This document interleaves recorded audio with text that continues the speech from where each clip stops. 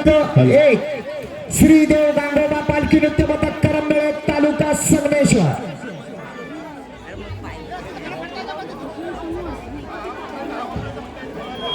बरं घ्या, हिरव्यात घ्या, कसं आहे तुम्हाला जे योग्य वाटेल ते या. हॅलो हॅलो, चला चला, बाकीचे सगळे बाहेर चला. चला हॅलो मंडळी, प्रत्येक संघाला सुरुवातीची 5 मिनिटं ही देखावा सादर करण्यासाठी दिली जाणार. तो देखावा सामाजिक, शैक्षणिक, सांस्कृतिक, ऐतिहासिक कुठल्याही प्रकारचा देखावा असू शकतो. आज बघूया गांगोबा पालखी नृत्य पथक करंबेळे. चला आपण आपल्या देखाव्याला सुरुवात करा. प्रेक्षकांना विनंती करतो, एकदा जोरदार टाळ्या होऊ द्या या संघासाठी. Hello hello hello hello. एक सुंदर असा हा पारंपरिक संघ. ढोलावर काठी पडली, ताशा वाजवायला लागला.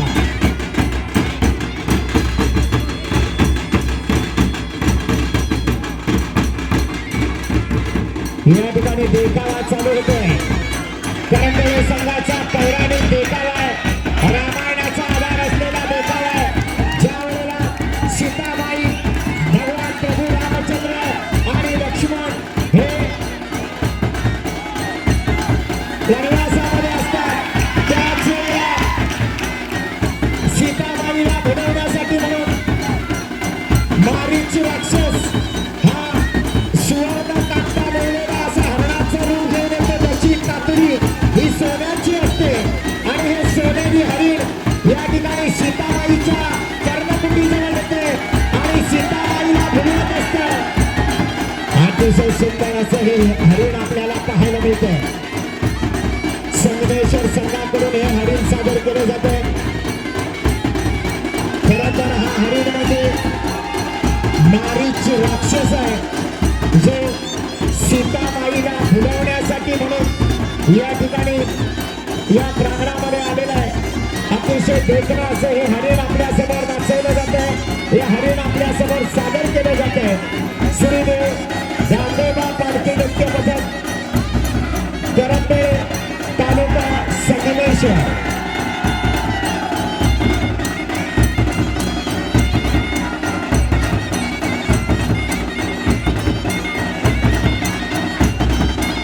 सुंदर असा हरिण या ठिकाणी नाचतोय बघा. आणि हे हरिण म्हणजे हा मारीच राक्षस, जो हरणाचं रूप घेऊन आलेला आहे. पुराणातली ही कथा आपल्या सगळ्यांना ज्ञात आहे. आणि या ठिकाणी हे हरिण सीताबाईच्या कर्णकुटीजवळ आलेला आहे. आणि ज्या वेळेला या हरणाला पाहिलं त्यावेळेला सीताबाई मोहित झाल्या आणि सीताबाई प्रभू रामचंद्रांना सांगतायत की हे प्रभू, मला या हरणाच्या कातडीपासून चोरी शिवायची, तेव्हा या हरणाचं कातडं मला आणून द्या. आणि शेवटी स्त्री हक्कापुढे प्रभू रामचंद्र सुद्धा धनुष्याला बाण लावलेला आहे आणि त्या हरणाला त्या ठिकाणी त्या वश करण्यासाठी साक्षात स्वतः सीताबाई, त्याबरोबर प्रभू रामचंद्र बंधू लक्ष्मण दादा असा हा सुंदर देखावा आपल्या समोर सादर होतोय. श्रीदेव गांगोबा पालखी नृत्य पथक करंबेळे तालुका संगमेश्वर. अतिशय सुंदर असा हा देखावा आहे, पुराणाचा देखावा आहे.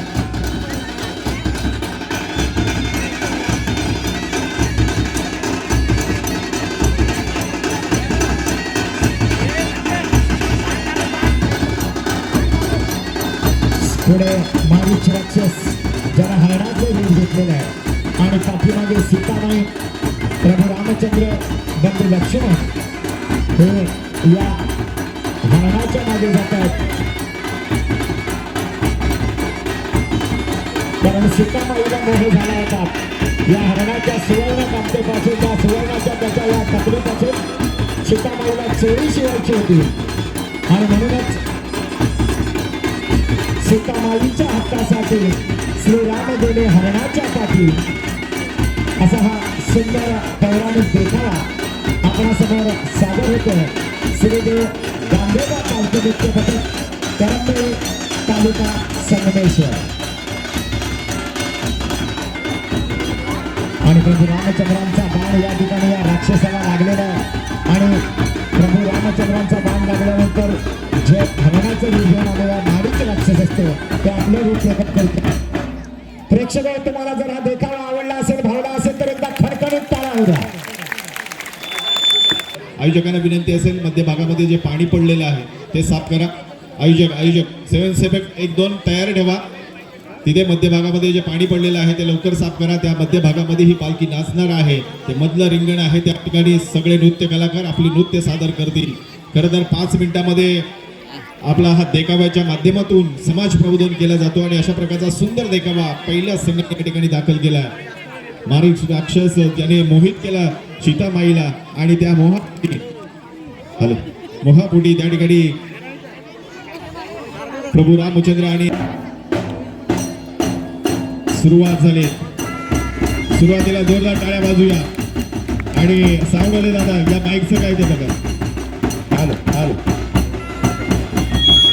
जोरदार टाळ्या या ठिकाणी सगळ्यात पुढे होते भगव्या धर्माची भगवी पताका डौलानं फडकवणारा हा निशाणवाला, त्याच्या पाठोपाठ झांजवाला, त्या पाठोपाठ 2 ढोल 1 ताशा पुन्हा 2 ढोल सनई आणि सूर असे हे वाद्यवृंद या ठिकाणी रिंगणामध्ये होत आहे.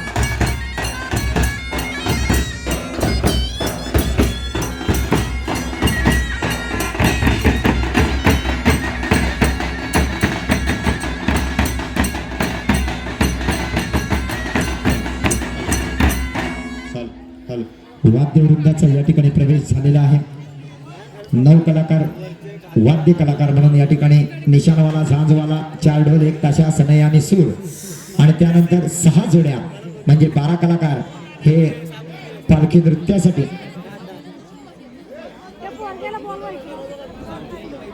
चला प्रवेश करा. असू दे, ते पाणी पडलं होतं ना, ते नारळाचं ते काढायला सांगितलं. हा ठीक आहे, चला चला गांगोबा संघ आपण प्रवेश घ्यायचा आहे.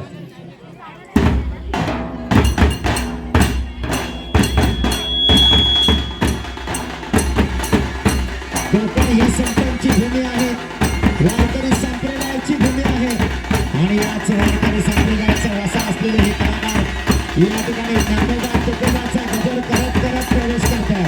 ज्ञानवात करा, ज्ञानोपत करा, ज्ञानवात करा, ज्ञानोपत करा.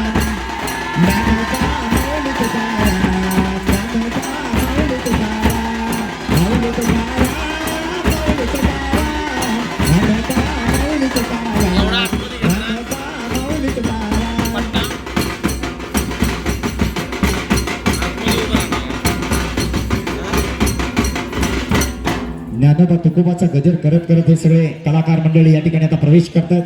अतिशय सुंदर अशी पारंपरिक वेशभूषा परिधान केलेला हा संघ, धोतर, सदरा, कमरेला कमरपट्टा, डोक्याला पट्टा, त्याचबरोबर वाद्य कलाकारांच्या या ठिकाणी सदऱ्यावर जॅकेट, पूर्णपणे पारंपरिक वेशभूषा परिधान केलेला संघ. त्या ठिकाणी प्रवेशद्वारावर उभे असलेले प्रेक्षक इथे खाली बसायला भरपूर जागा आहे. आपण पुढे येऊन सगळ्यांनी बसून कार्यक्रमाचा आनंद घ्या.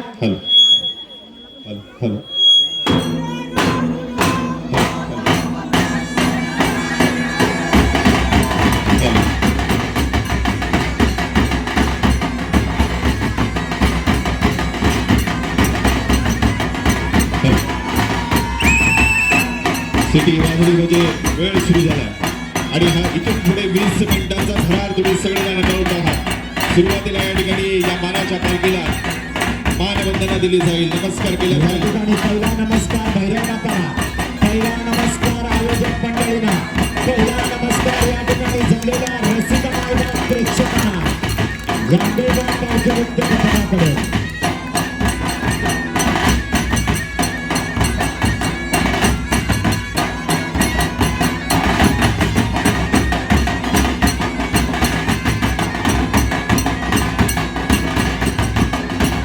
सुरुवात बा अतिशय सुंदर सुरुवात. सूर म्हणजे आपल्या कोकणचं ढोलाचं पारंपरिक वाद्य आहे, ज्या वाद्याला सूर असं म्हटलं जातं. या स्पर्धेचा नियम आहे, प्रत्येक वाद्याची सुरुवात सुरानं व्हावी आणि प्रत्येक वाद्याचा शेवट सुद्धा सुंदर अशी ही भगवी पताका डौलाला फडकवली जाते. अतिशय सुंदर असं हे दृश्य आपल्याला समोर पाहायला मिळतंय.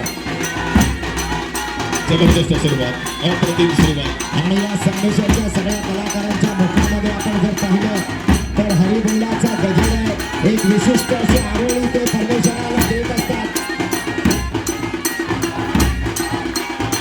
कढेवरी कर ठेवून विठेवरी उभा पांडुरंग माझा. आणि या पांडुरंगाच्या नामस्मरणाने सुरुवात केली नृत्याला. त्या बाबा जबरदस्त सुरुवात. पारंपरिक असं हे वाद्य आणि या पारंपरिक वाद्याला साजेशा पारंपरिक नृत्याच्या चाली या ठिकाणी मानल्या जातात.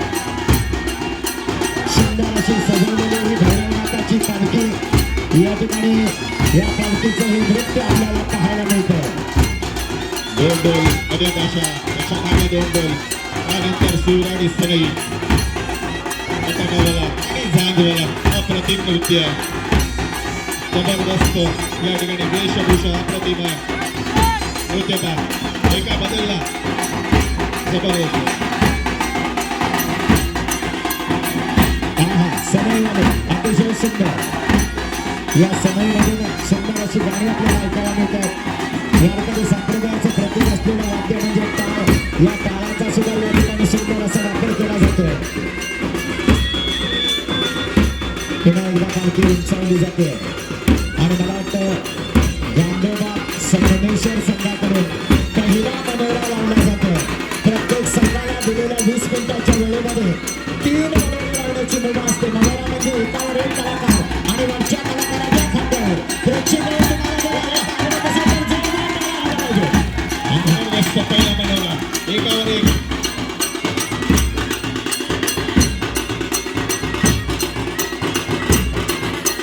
निशाणवाला आणि झांजवाला हे दोन अवधी कलाकार आपापल्या परीने या ठिकाणी प्रेक्षकांचं मनोरंजन करताना आपण पाहतोय.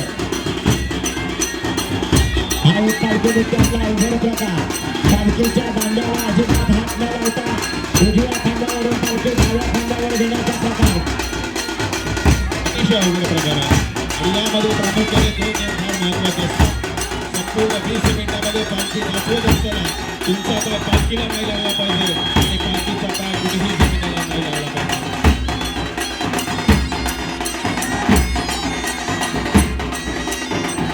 या ठिकाणी पालखीचा खूप ओळखी उचलला गेला. एका हातात पालखीचा दांडा आहे, दुसऱ्या हातात पालखीचा खूप आहे आणि ही तालावर तालावर अतिशय सुंदर जबरदस्त. मंडळी दिलेल्या वेळेमध्ये जे मातब्बर संघ आहेत ते अशा वेगवेगळ्या नृत्याच्या 40 ते 44 चाली मारत असतात. त्याचबरोबर ढोलावर आणि ताशावर वेगवेगळ्या अशा 18 ते 20 प्रकारच्या चाली 20 मिनिटांमध्ये सादर करत असतात. आणि स्पर्धेचं परीक्षण करत असताना पंचांकडून हेच पाहिलं जातं की जी चाल पालखीवर सादर केली जाते ती चाल सादर करत असताना दोन्ही कलाकारांच्या पायाचा ठेका, दोन्ही कलाकारांचे हातवारे, दोन्ही कलाकारांच्या चेहऱ्यावरचे हावभाव या सगळ्या गोष्टी बारीक बघितल्या जातात. सुंदर असा लेझिमचा वापर केला जातो. पालखी नृत्यामध्ये लेझिम. आणि आपल्याला माहित आहे की एकदा एक चाल खेळली की परत ती चाल खेळायची नाही. हा देखील एक फार महत्वाचा आहे. वाद्याचा प्रकार बदलतोय. सुंदर असा हा रथाचा देखावा आपल्यासमोर सादर होतो किंवा रथाची चाल सादर केली जाते. अतिशय सुंदर. वा वा. आणि जसं वाद्य बदललं तसं निशाणवाला आणि झांजवाला यांचा सुद्धा ठेका बदलला.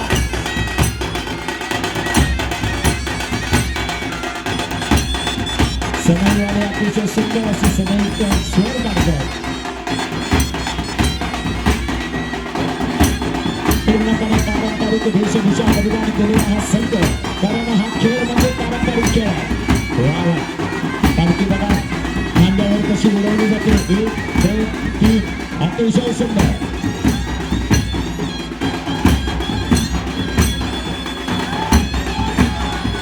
आपल्या गावची ही मानाची पालखी आणि या पालखी नृत्याला सुरुवात झाली. पहिला संघ या ठिकाणी प्रत्येक चाल अगदी स्पष्ट या ठिकाणी सादर केली जाते संगमेश्वर संघाच्या वतीनं. महत्वाचं असतं. तेवढंच कमी दोन्ही परीक्षकांचा अगदी तीक्ष्ण डोळ्याने सगळं परीक्षण करावं लागतं आणि विश्लेषणाचं काम शेवटी जबाबदार आणि त्यांचे सहकारी या ठिकाणी करतात. गणेश शेठदा सगळे कलाकार या ठिकाणी पालखीजवळ येतात. आज नृत्यामध्ये 6 जोड्यामध्ये 12 हे नृत्य कलाकार आणि त्यामध्ये हा तिसरा मानवी मनोरा. जबरदस्त जबरदस्त. दुसऱ्या मनोरा मगाच्या मनोरामध्ये वरचा कलाकार उभा होता. आताच्या या मनोरामध्ये तो कलाकार खांद्यावर बसलेला आहे. जबरदस्त सुरुवात आहे. जिल्हास्तरीय नाट्यनृत्य स्पर्धेमध्ये आपण पाहतो पहिला संघ या ठिकाणी आपली कला सादर करतो 20 मिनिटांमध्ये आणि आता मात्र जो वाजवायचा प्रकार बदलतोय. डोक्यावर पालखी आहे आणि पायाखाली स्टीलचे पेंढे आणले जात आहे. पेंढ्यामध्ये हा कलाकार उभा राहण्याचा प्रयत्न करतोय. बघूया पेंढ्यावर उभा राहून पालखी नाचवली जाणार का? अतिशय सुंदर. अतिशय सुंदर. जबरदस्त उभा प्रयत्न आहे. पण अवघड सज्ज करण्याचं काम हे कलाकार करत असतात. या ठिकाणी परात आणली जाते आणि परातीच्या काठावर उभं राहून या ठिकाणी परात फिरवण्याचा प्रयत्न केला जातो. या अवघड गोष्टी आहेत. परंतु प्रत्येक कलाकार रिस्क घ्यायला तयार असतात. अतिशय सुंदर. हा कलाकार परात फिरवतो आणि खाली बसलेले सगळे कलाकार देवाचं स्मरण करतात. हरिबोलाचा गजर होतोय. या ठिकाणी रात्री फळे तुला अंतर एकाची फळे घेतले आणि या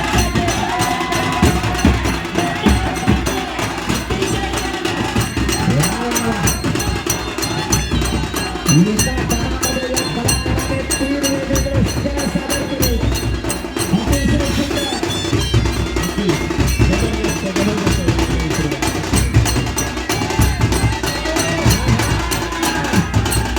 सगळ्यामध्ये सुद्धा गाणं बघा. माळे जगाची बोलायचं, पेंढा बांधायचं, जगाला पेंढा बांधायचं. या सगळ्यामध्ये अतिशय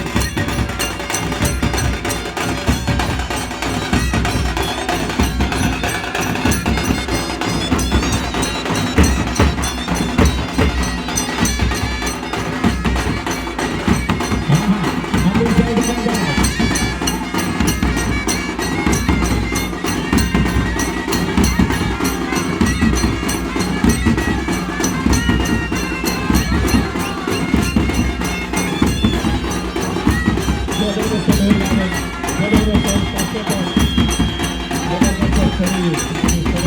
त्या ठिकाणी आयोजक मंडळीने विनंती आहे. रस्त्यावर गाड्या आलेल्या आहेत. तिकडे जरा लक्ष द्या. खाली ट्रॅफिक जाम होतोय. आयोजक मंडळी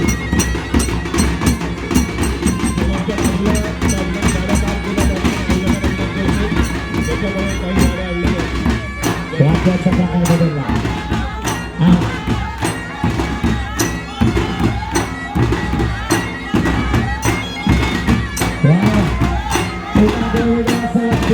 हे संदेश्वरकरांचा बाग आहे.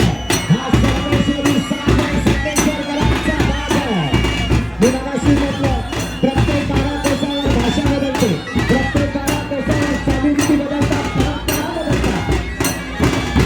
आणि या ठिकाणी अजून एक वेगळा प्रकार. डोक्यावर पालखीचा पेंढा आणि कुठल्याही प्रकारे पालखीच्या कांद्याला हात न लावता या ठिकाणी ही पालखी नाचवण्याचा प्रयत्न होतोय.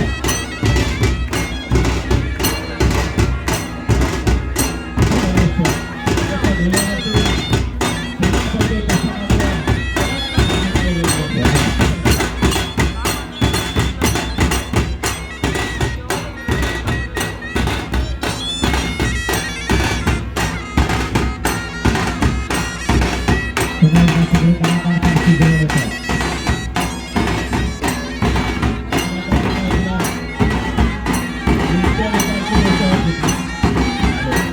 अतिशय सुंदर.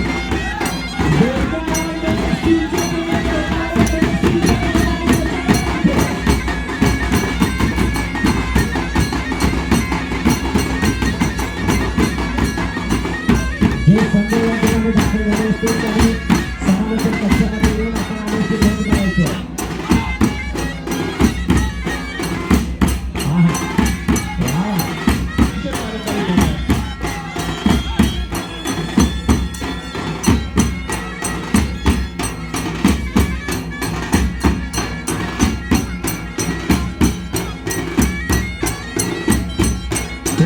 दोन कलाकार समोरासमोर.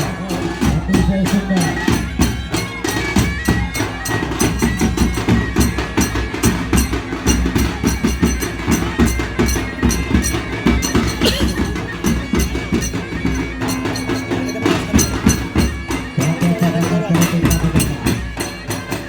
ढोल काय एवढं कडक पाचवी जवळ ढोल जरा अजून माझ्याकडे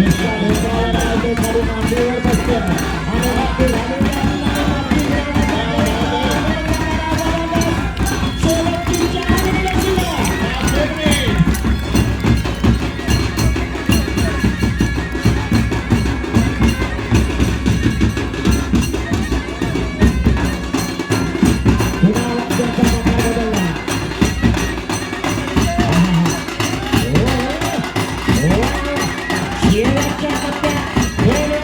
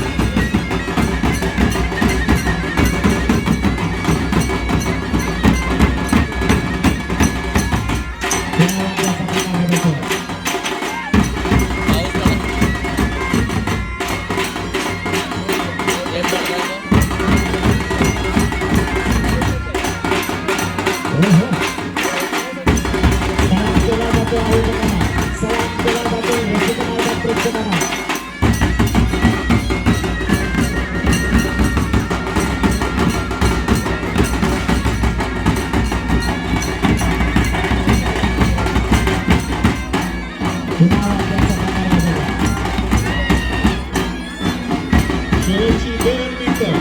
Last 2 minutes.